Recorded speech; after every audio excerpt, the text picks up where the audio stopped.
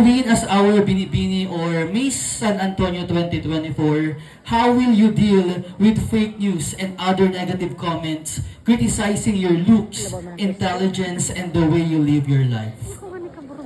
Thank you.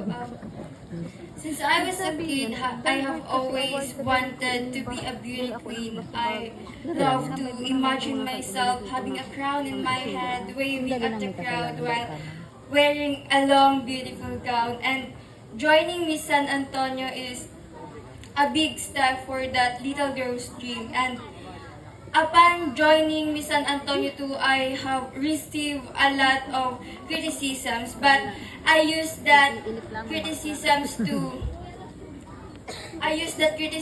to motivate myself to strive better in life, to be a better person every single day. Thank you.